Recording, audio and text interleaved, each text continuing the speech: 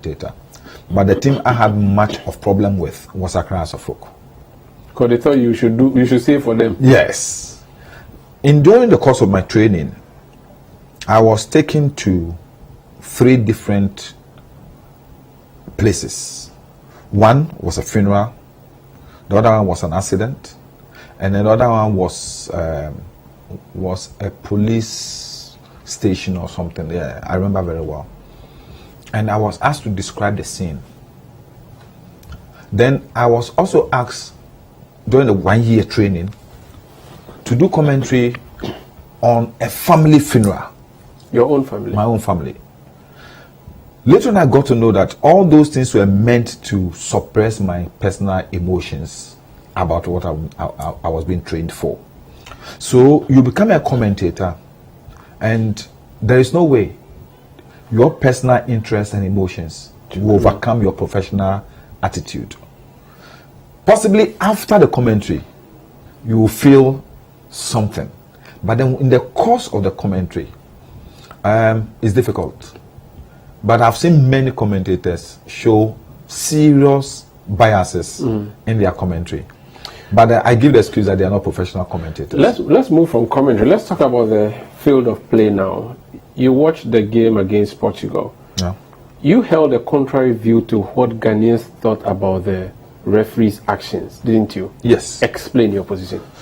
Sanda, you know, the modern game, we have the video assistant referee. The video assistant referee was created to give an assistance to the referee on the pitch. Because that referee is supposed to take a decision within a split second. He could make a mistake.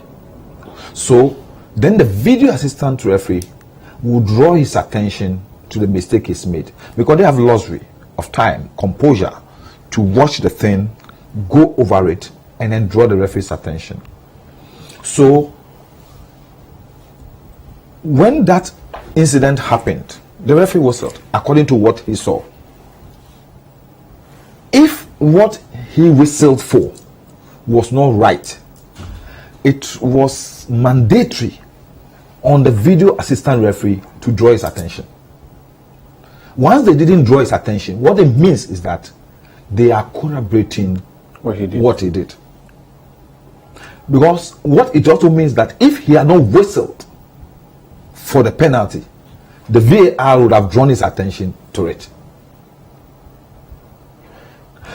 If sincerely you watch the match, it took the referee close about 3 minutes between whistling for a penalty and when the penalty was taken. Within that period, he was communicating with the VAR. When he was asking our players to go back, professionally, what he was doing is to buy time to see whether VAR would draw his attention. It didn't happen. So instead of vilifying the referee, it's those at the VAR bench, if we think that the call of the referee was wrong, it's those at the VAR bench who should have been vilified. Don't we have a formal protest system on the pitch? And this could be by the coach or by the captain to insist that we want you to go for the VAR, else we'll not play. Is that the players did? They did. They urged the referee to go to the VAR, but the referee cannot go to the VAR if he has not been called by the VAR. The referee cannot whistle and then himself get up and say, "I'm going to VAR." He has to be prompted by the VAR bench and say that, "Can you look at your decision again?" Then he will go and look at it and then come to change his decision or accept his decision. So even going to where the VAR is not final, it does not mean the referee could still stick to his decision. So how do you overturn a referee's decision? In fact, if the VAR does not overturn a referee's decision, nothing can change the referee's decision at the end of 90 minutes. So a referee's decision holds after 90 minutes. Yes. If they hold that view. Yes. You cannot go and upturn it later. No, there can be a special committee to set up. Football is not a game that after a petition, the results will be cancelled and you replay. Especially when we have a competition like this. It's difficult. Okay. So unlike boxing, where they could consult the judges' cards and then decide that the scorecard was wrong, so they are ordering a rematch. Football is gone. Once the 90 minutes whistle unless there is absolute reason that there was something untoward happening in the match, then it will go to disciplinary committee. From disciplinary committee, it could even go to court of arbitration For for football. sports. And there they can order a rematch. But in a competition like this, who is going to order a rematch for you to come and play before the end of the competition? They can't suspend the whole No. contest. No. I see. So, but the referee has 2 assistants. Yes. Now, it means that they also accepted what the referee did. The assistants have their job. In a situation of a penalty, the assistant could wave for a foul and draw the referee's attention to it. But when the referee is the one who has called for a penalty, the assistant cannot overrule the referee. What if what happened was inspired by an assistant referee? It means that the referee was just acting. If the referee did not see it and the assistant sees it, the assistant will draw the attention of the referee. Okay. And the referee, after consulting with the assistant, could whistle for a penalty. Okay. But that one too could also be corroborated by the VAR. So for you, VAR would have happened if VAR has invited the referee. We shouldn't vilify the referee. Certainly. Then people are talking about racism, discrimination. You think it holds? No, I don't think so, because the referee in the center of the game on our match against Portugal is an African. Yes, but he's an American. No, African sojourned in America. An Arab African Yes. who is an American and citizen. I think, if anything at all, he'll have been more sympathetic towards Africa than Portugal. You sure? Yes. Morocco is closer to Portugal than Ghana. Oh, no, but Morocco is more an African country than Portuguese, let me say, European. So I would have thought that, because that's a fine referee. He's one of the finest African referees we have, just that he's based in America. So I thought that our vilification of him should have rather gone to the VAR bench. That was my personal opinion, though. And I thought at the end of it all, that was also good, because at the end of it all, it helped us in our next match. So then let's talk about that game itself. So the Portugal-Ghana game, we lost. Deservedly? We shouldn't have lost that match. We From could have- technical point of could have view, beaten from the little Portugal? that I know about football, we gave the Portuguese too much respect. The period that we continue with the defensive play was just too much. And 2, it means that we didn't study the Portuguese team very well. This is one of the worst Portuguese teams in terms of defense. They don't have the good defense. Let me tell you this. Almost all their defenders have one problem or the other this year. Ruben Diaz, who is the much more reliable one, has not been too effective even with Manchester City because of injuries. Guerrero has suffered so many injuries. Cancelo has not been in shape for the past 6 weeks or something before the breach in the Premier League. So all that we needed to do is to have studied their defense very well, look at the strength of our team. A very skillful Ghanaian footballer is much more effective when he's on the move, not defensive. That's the difference we had in the 2010 game. The 2010 team was much more offensive. Was forward. Yes, Kudia Sama gets the ball, he turns, he's moving forward. They don't take the ball back. Sule Mutari will always push the ball forward. You understand? But so, there are views that, listen, you can't beat Portugal, so prevent them from beating you. It's not true. And we did that in 45 it's not minutes. true. We can beat Portugal. And we held our own. Listen. So that trick worked. So you see, when you are playing a team What like we the didn't need Portuguese was for a team, goal to enter our when you are nets. playing a team like a Portuguese team, which also depend on their method, Bruno Fernandes, Bernardo Silva, Ruben Neves, this is that team.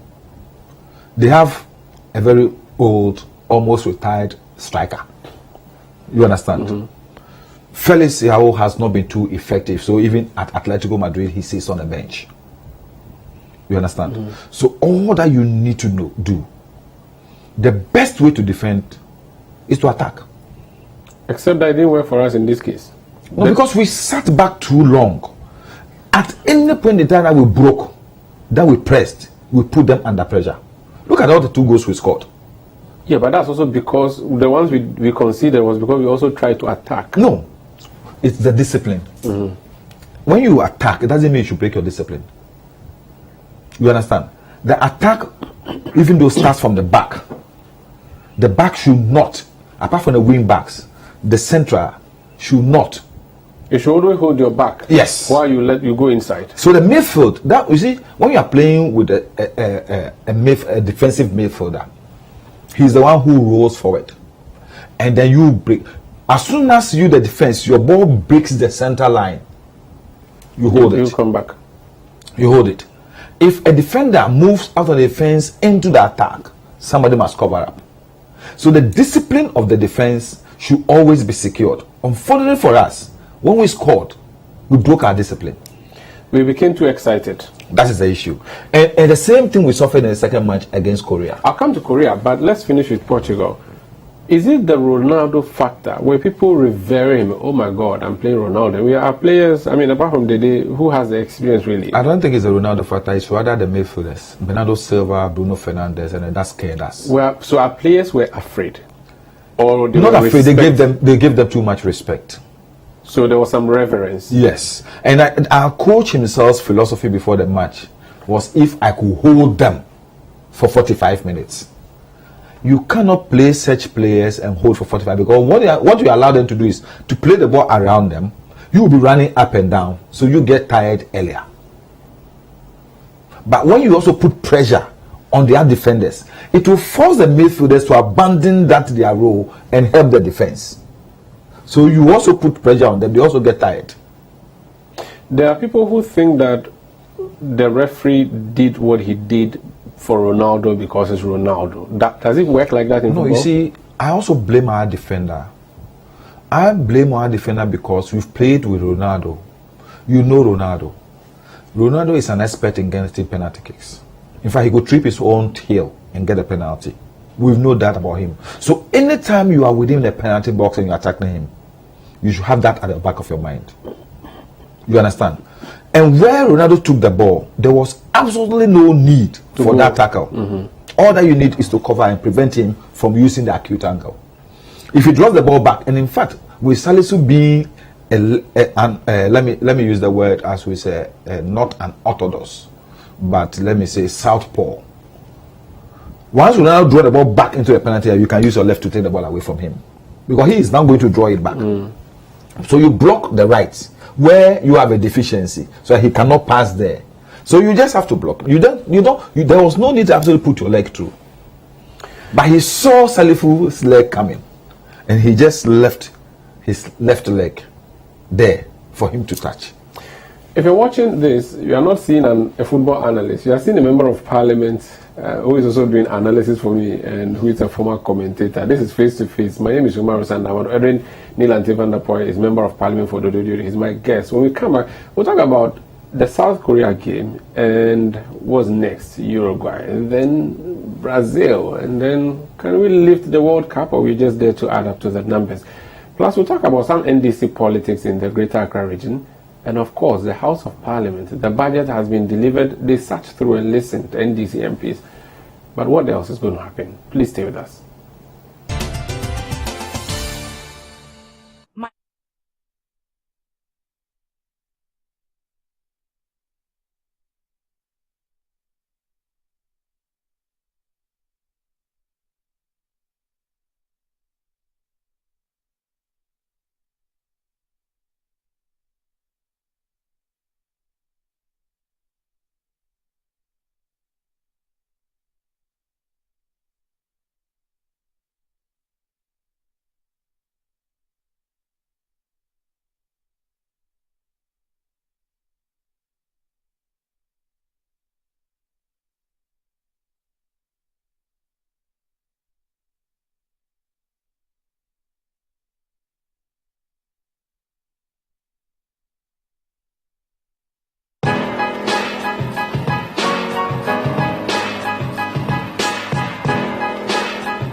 Aside raising funding and be a unicorn, the main goal is to impact life, to enrich minds, to know that the African youth is capable of changing the narrative, taking charge of their lives, whether it's running a business or working for a company.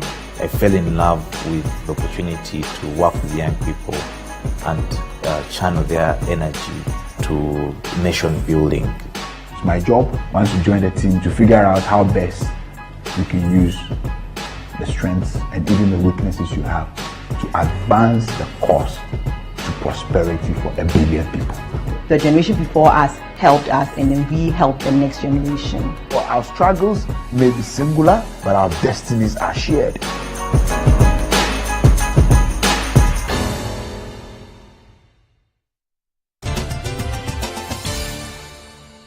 You're welcome back to Face to Face. We're having a potpourri of issues on the table. We're doing football being the dominant one, and then we'll talk about other issues. My guest has expertise in both. Honorable Edwin Lante, Vanderpuye. The South Korea game.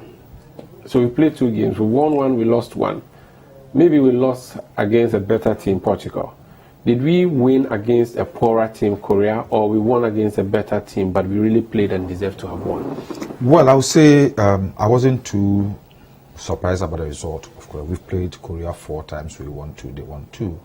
We played them. The last time we played was under 20 level. It was 3-2 the same. The Koreans play almost the same game as we play. If you look at their game of their football, it's just like we played. In this match, I think what Umaru has done is to bring some little bit of European flair to our game. In this one, they didn't sit back as long as they did with Portugal. So they had the energy.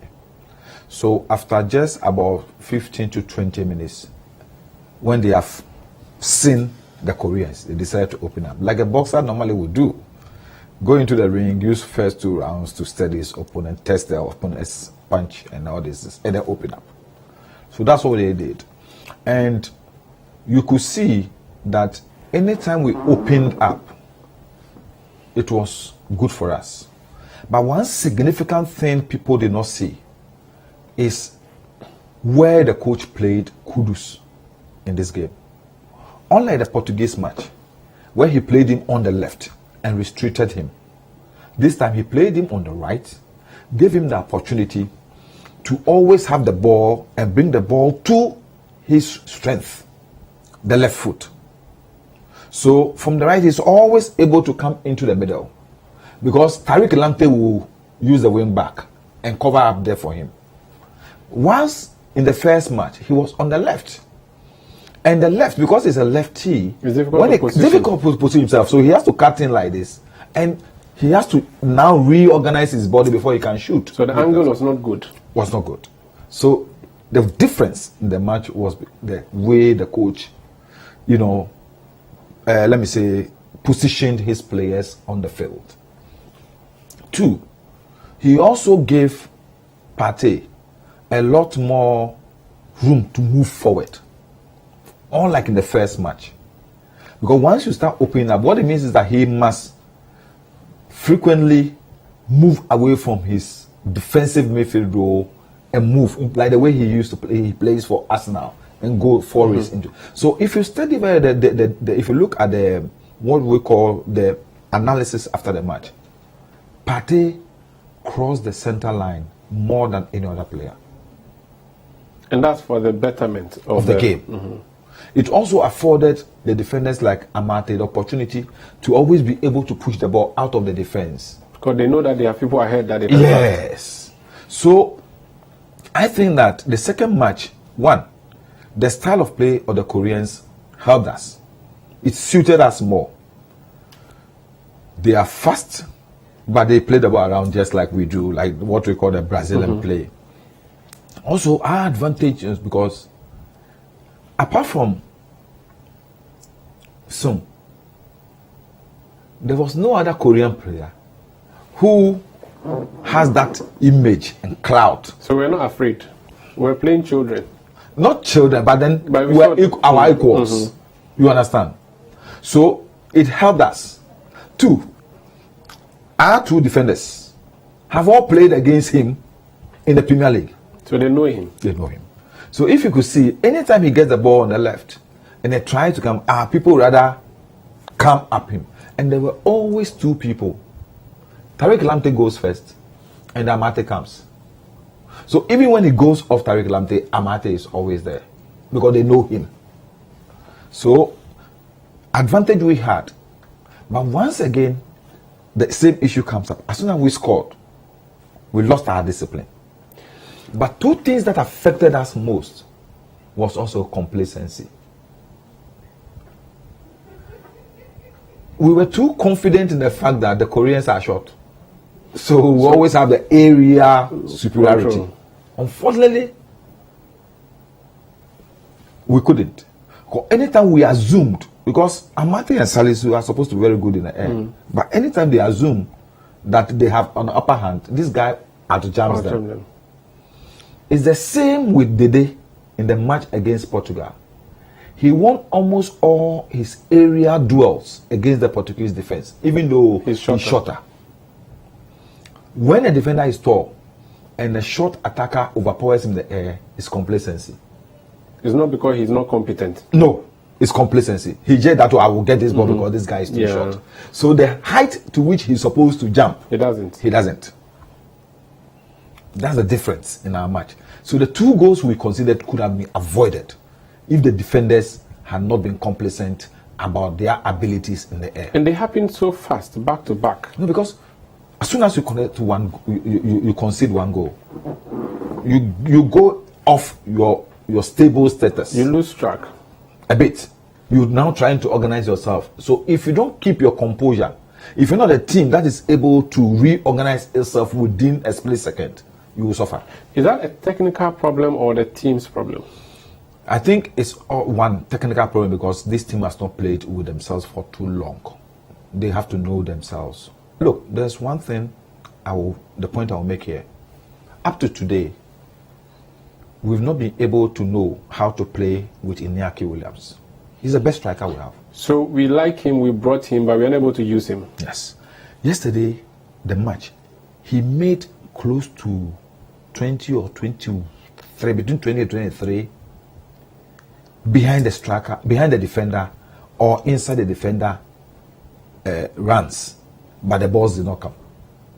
So the one who is to feed him has not fed him. The midfielders have not yet known how to play. That's Iñaki's ability. Could it be that they don't want to give it to him? Can that work? No, they have to know him and the way he wants his balls. Okay. You see, when you know, for example, Bruno Fernandes will get the ball, or Bernardo Silva will get the ball. It's a ball he could just kick, but he won't do it. He wants Ronaldo to be in a particular position where when he throws the ball, Ronaldo can head. You understand? And last night he did something similar, except that his head didn't touch the ball, but I was giving to him. You must know your striker and know the sort of balls you have to give to. Let me give you an example. When Accra Asafo had the fearsome 5, Adodamite created a telepathy between Mohamed Polo and Peter Lante, to the extent that they were even using sign languages to play. When Polo gets the ball and does this, Peter will know that he should go to the left of the defender. So Polo's pass will fall on the left of the defender. Before the goalkeeper will come out, Peter will have tapped the ball. Because he anticipated. He could give a sign with the hand, the finger, the last finger like this. What it means is that I'm going to give you the ball to your feet. So once he make an attempt to kick the ball to the air, so the defenders anticipate the ball will come to the air, he will give it on the ground. So before the defender will, Peter is gone. And that's what made Lamte the goal king. It's the same telepathy between Kwesi Owusu and Dan Owusu. Kwesi will go, a long ball will be kicked, Kwesi will go into the air, you would think he's going to head the ball straight into the net. He will just cushion the ball down for Dan Owusu to hit. So when you have a team that know themselves, it makes play easier. But it's difficult to get a team that knows each other. Everybody's playing somewhere. You know, we had to just temporarily hold the league. So that's what I'm saying. This team has a future. So if they work together more. Yes. Look at our 2010 team. When Kojasama picks the ball, there's a way Asamoah runs to get the ball. They work together. Look at the goal he scored against US in South Africa. Look at how the ball was kicked. And as soon as the ball, he knew that this ball that I will kick will go by the defender. So he just ran, go past the defender. The ball fell behind and just hit. So it will take time for them to understand one another and know.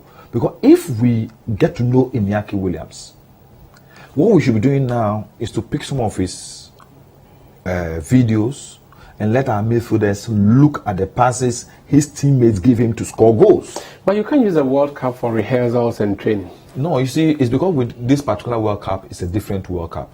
The timing of the World Cup has really not given all the teams that needed time to prepare.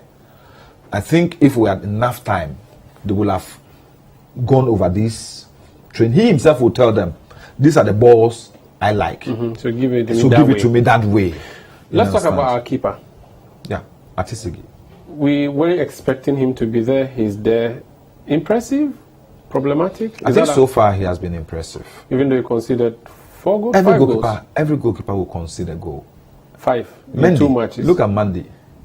Look at the goals he's considering for against, for Senegal. Every goalkeeper will consider, but I don't believe that the goals which were scored against him by the South Koreans were his fault, the defender's fault. I will only blame him for 1 goal against the Portuguese. There's a way a keeper comes out of his post when it is 1-on-1. You could come out of your post and make yourself big enough, and Atisigi is big. In history, one of our best goalkeepers have been Owusu Mensah. Why? In Libya, when Owusu Mensah comes out and he opens himself up, he covers the whole post. Okay.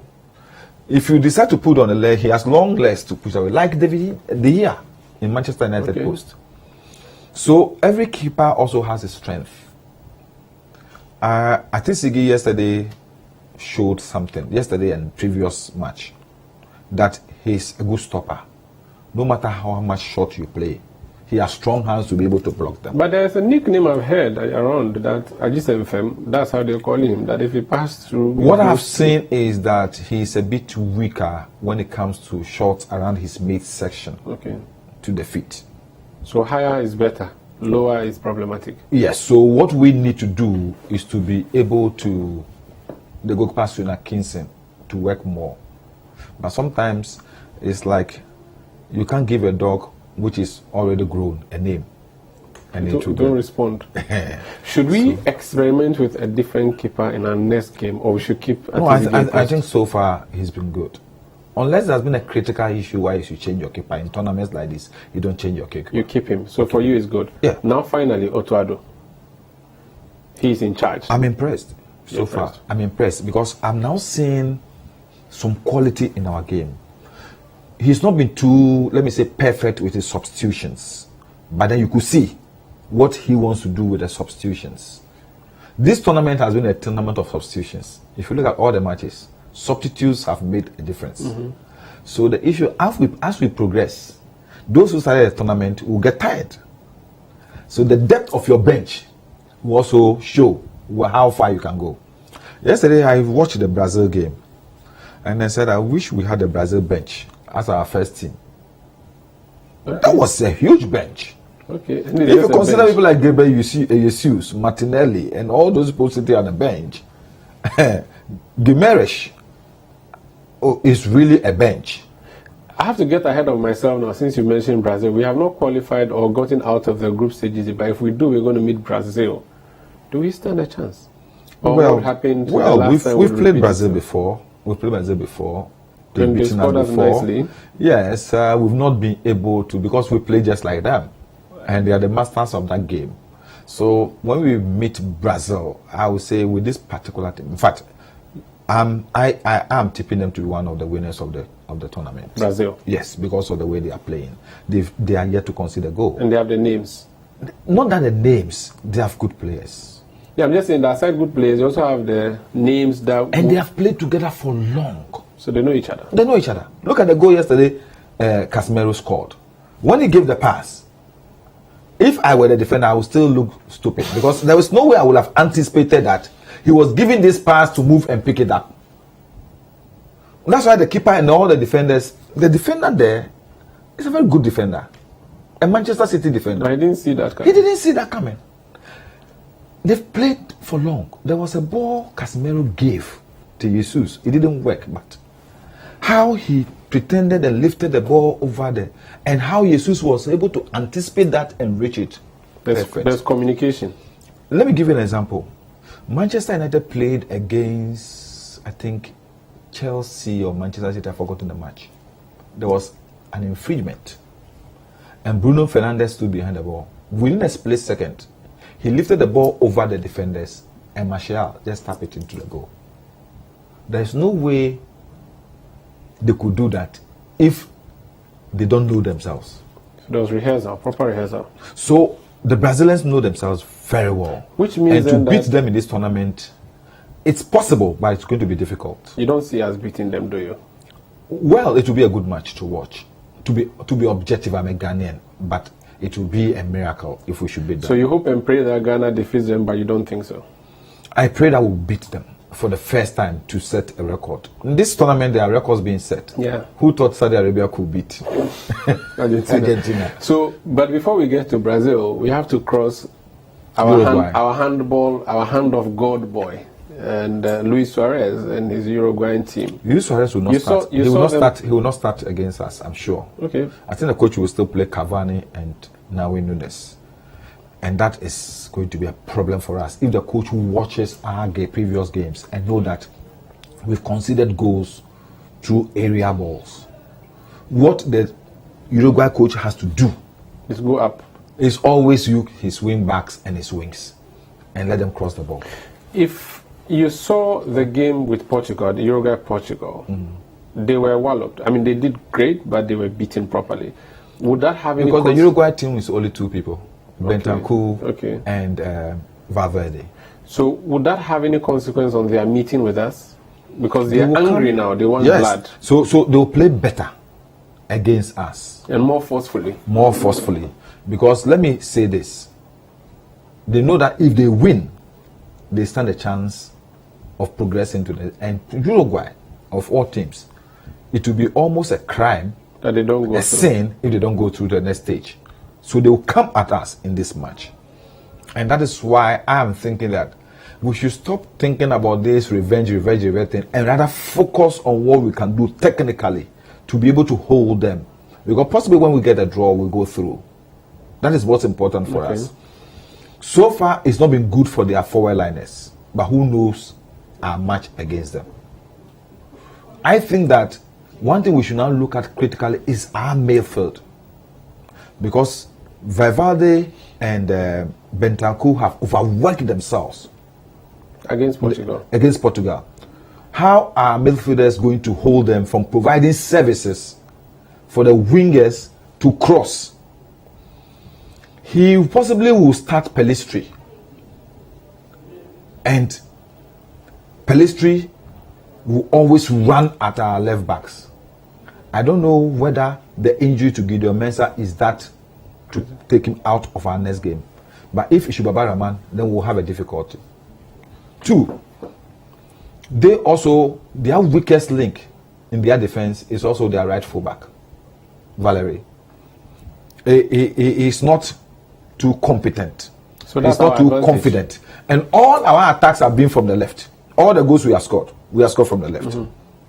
So we may also have an advantage against how do we utilize. But is it that when we move forward there and we open our back in the left hand side and people like Pellistri are able to move and cross, how are defenders going to be able to deal with Cavani and Darwin Núñez?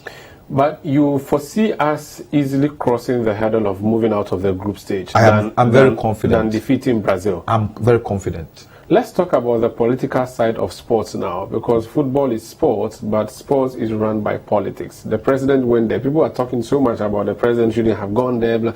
You have been a sports minister before. You have been with a president who would express interest in going to show solidarity to the national team.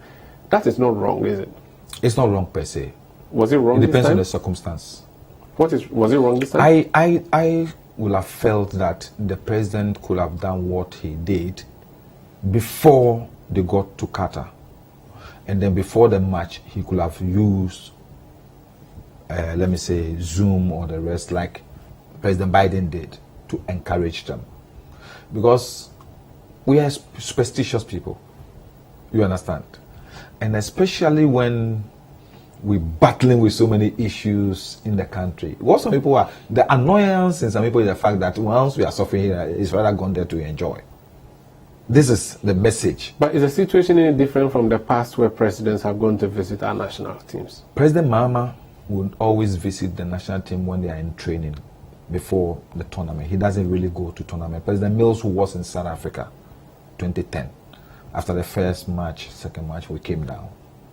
Yes, so if you were with him at the time and he did that and he was right, you should applaud Akufo-Addo that he didn't stay for the on the circumstance. So the economic situation back home, the domestic problems. Yeah, domestic problems do not, the optics are wrong. Because when Ghanaians, you are asking Ghanaians to suffer it, tighten their belt and all those things, then you jet to Qatar. People are not looking at the significance of your presence there on the team.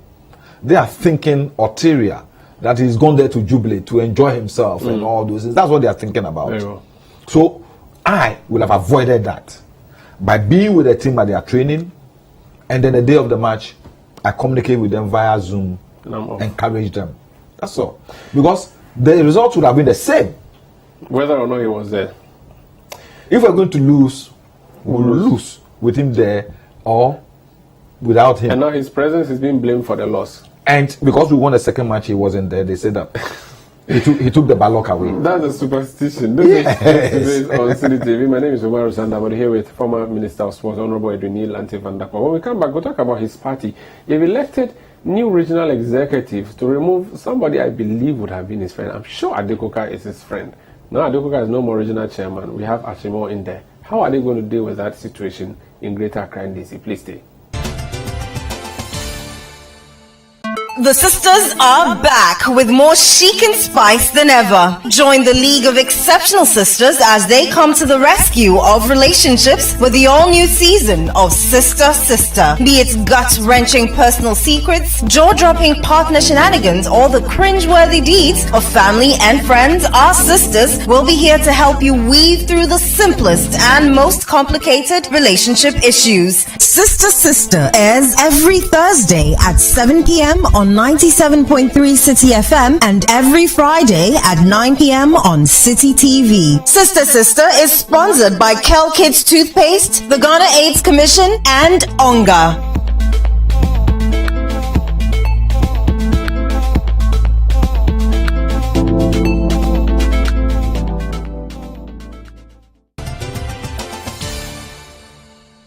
You're welcome back to Face on City TV. The NPP says it will break the 8.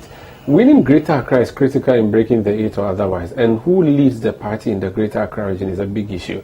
The NPP went to the polls and chose Divine Ogohom to continue to be the original chairman. NDC went to the polls and they removed Joseph Adekoka, football administrator, 10 politician, who was regional chairman for more than 10 years. Now they've ushered in a former member of parliament, one-term MP for Adenta, Emanoni Ashimon.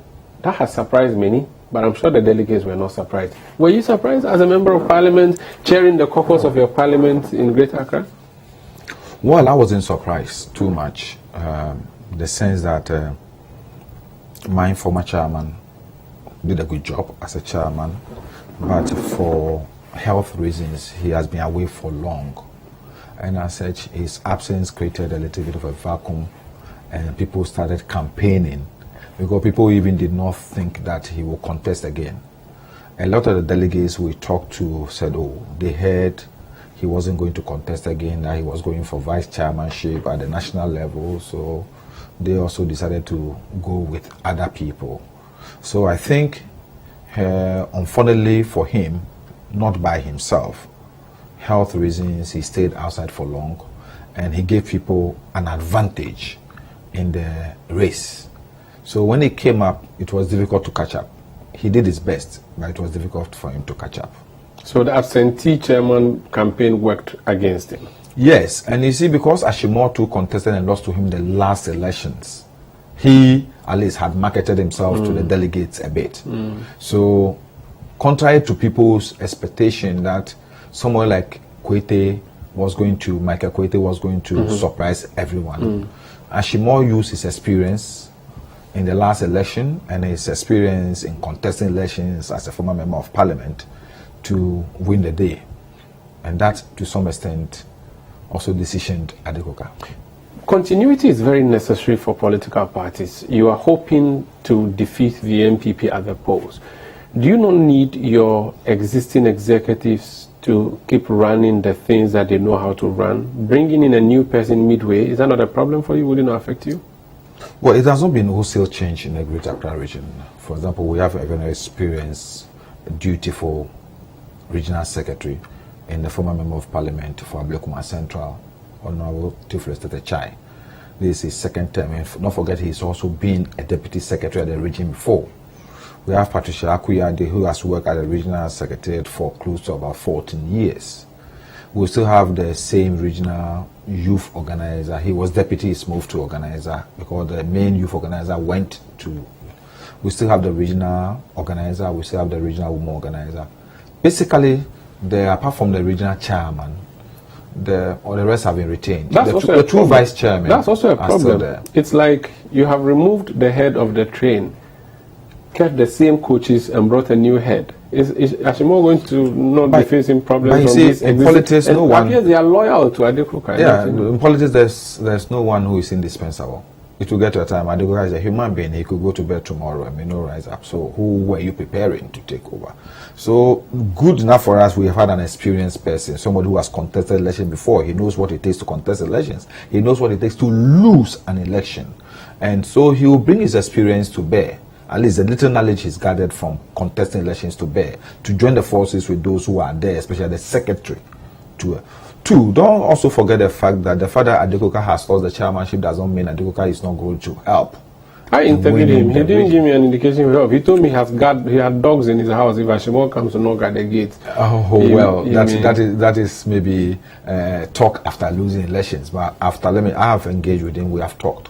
And don't forget the fact that in Greater Accra we have one of the strongest pair of hands as far as the MPs are concerned. I am there, Sam George. We have quite an experienced group of people at the region.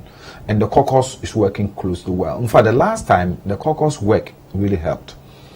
For example, through the caucus, we brought together all parliamentary candidates in the region, irrespective of you being a member of parliament or not.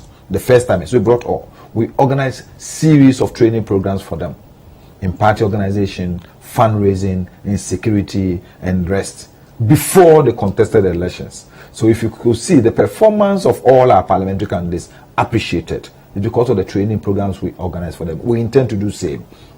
We intend to do an outreach to the constituencies where we expected to win. We set ourselves a target of 25 constituencies.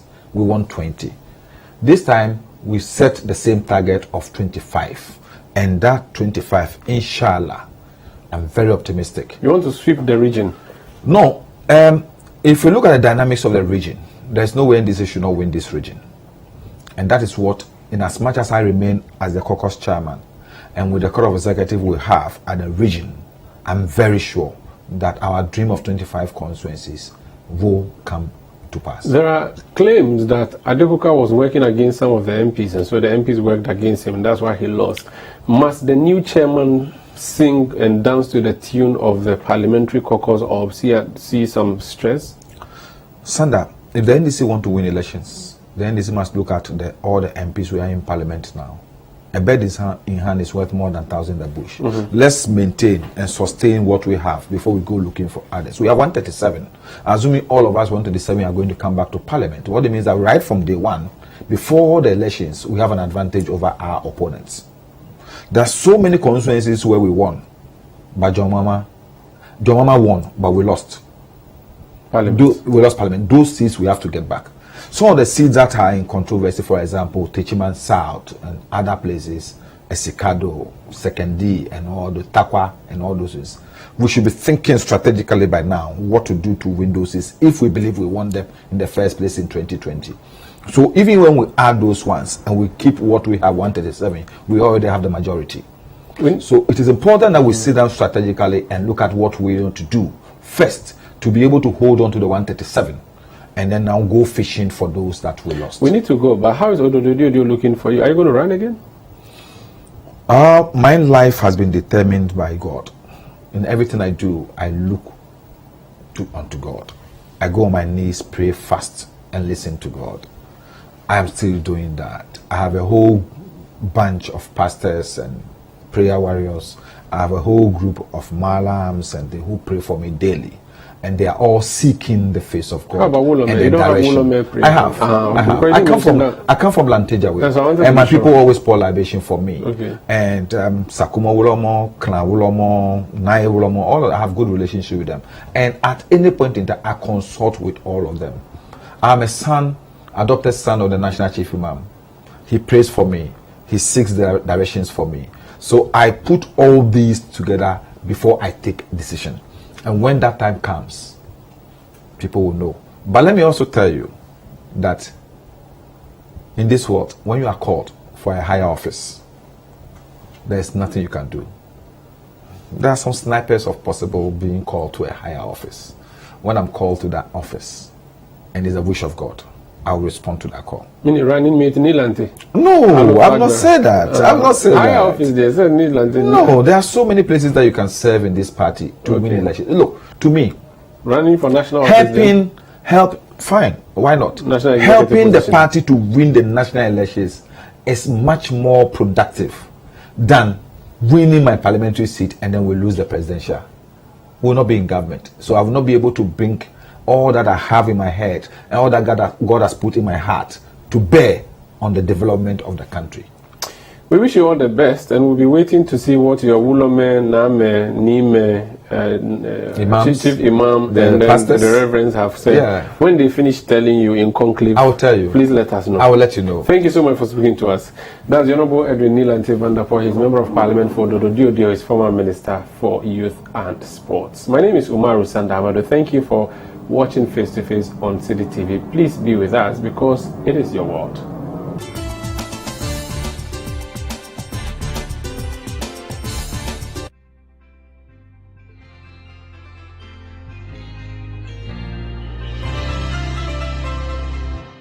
Men do not like overconfident women. Don't touch me without my permission. I'm a playful guy and I do get carried away sometimes.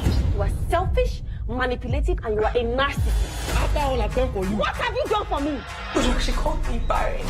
You know my mom doesn't know any better, right? You say that now, but then when you see your mother, you start to act like you're deaf and dumb. You were supposed to be more careful. I've been. Clearly not enough. My name is Gina, and this salon is where I work. Good morning to those who speak good English like I do. That's B, assistant madam, always cleaning boss. Efia, so can't you sweep the place? Do you know what I went through last night? I had uninstalled the whole of the night, but I managed to be here today. That's Efia. She's in the Guinness Book of World Records for giving the most excuses. I am not missing any drama today. Ow, you're burning my scalp. Baby, I messed up again. Oh. My family riches. I'm sure they've located this salon. God bless you. Don't come and prophesy on me. That's Hannah, always acting religious. I didn't see you on Sunday. I hope it's not about that gentleman. Is he cheating? If he was just cheating, it wouldn't have been a problem. He bought that foolish girl. Sometimes you just have to figure out things you are doing or not doing right. Especially with the bedroom things, you know. Maybe you're not doing it right. Ask God for more spouse. Akramo is back. Look, today I have hip pad and buttocks pad. You like this? Your buttocks is like my palm. Which part of your body do they want? I'm Gifty, the owner of this salon. Good. Now that's our boss. Hey! Last time the week card came to pick. You still haven't brought the money. Ask Gina, I paid her. She's all you know.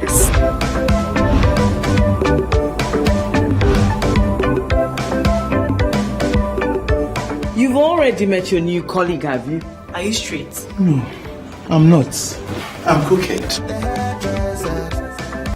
The Hairdressers returns on 7th December 2022 at 7:30 p.m. only on City TV.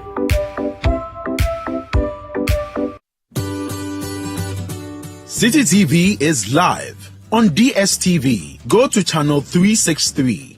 On GoTV, access City TV on channel 182.